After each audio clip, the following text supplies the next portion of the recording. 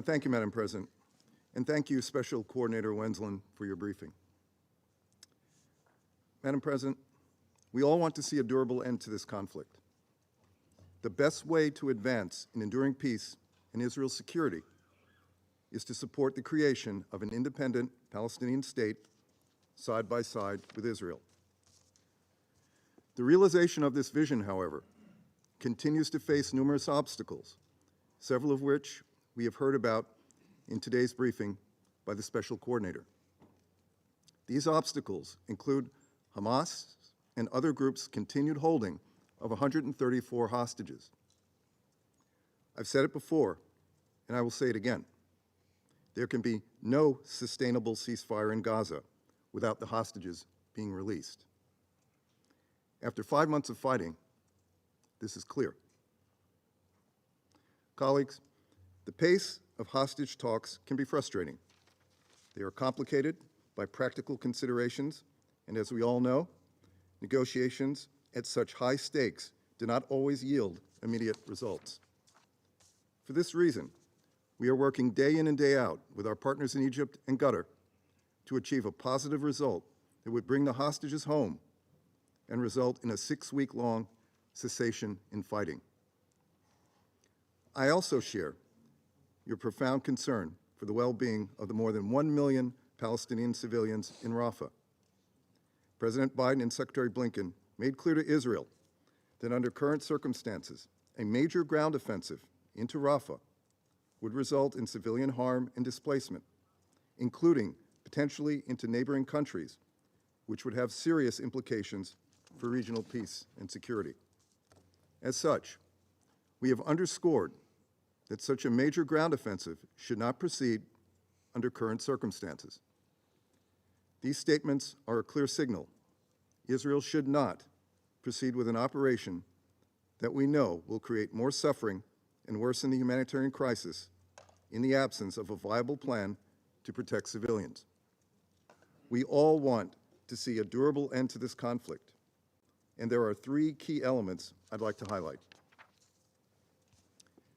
A temporary ceasefire conditioned on an agreement to release the hostages is the first step. Again, this is the best path forward. Protection of civilians. Again, we have communicated our concerns to Israel quite clearly. We need better deconfliction and coordination mechanisms so that humanitarian personnel can perform life-saving work, a point that was reinforced today by the Special Coordinator. We cannot forget that 1.5 million civilians in Rafah and other civilians across Gaza would not be in harm's way right now if Hamas abided by the laws of war, did not embed itself with civilians, did not hide in tunnel complexes beneath hospitals and schools, and did not engage in other atrocities. Hamas's violations of international humanitarian law and its abuses against the civilian population in Gaza also in no way lessen Israel's responsibility to do everything possible to protect the civilian population. And finally, full implementation of Senior Coordinator Cog's plan to accelerate the delivery of humanitarian aid at scale. That includes opening additional crossings for delivery of aid and commercial goods and keeping currently available crossings open. Here, again, the United States has been clear with Israel about the need for urgent and specific steps to increase the throughput and consistency of humanitarian assistance. Colleagues, let me close by emphasizing what Ambassador Thomas Greenfield noted the other day. Namely, the United States stands ready and indeed has begun negotiations on a council product that supports diplomacy on the ground to bring about a sustainable end to this conflict. Moreover, the United States will continue to press the parties to reach a deal that would bring the hostages home and allow for an extended 6-week temporary ceasefire.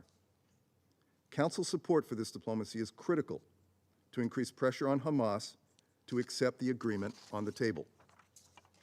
Securing that agreement and successfully implementing it is how we lay the foundation for a durable peace. This is critical for Palestinian civilians in Gaza whose family members have been killed, whose homes have been destroyed, who have been displaced multiple times, and who wonder where they'll find their next meal or when and where the next airstrike will land. It is critical for the families of hostages, mothers and relatives who don't know whether their children are alive, injured, or deceased. It is critical for Israelis, many of whom are still displaced or face barrages of rocket fire. It is critical for Palestinian civilians in the West Bank, who face record levels of violence by extremist settlers, violence that we unequivocally condemn. It is critical for humanitarian workers and journalists who put their lives on the line every day to do their jobs and to help us do ours, and must be protected. And it is critical to everyone who desperately wants to see sustainable peace in this region. We welcome the support of Council members for ongoing diplomacy and thank the UN for its ongoing efforts toward a sustainable end to this tragic conflict. Thank you, Madam President.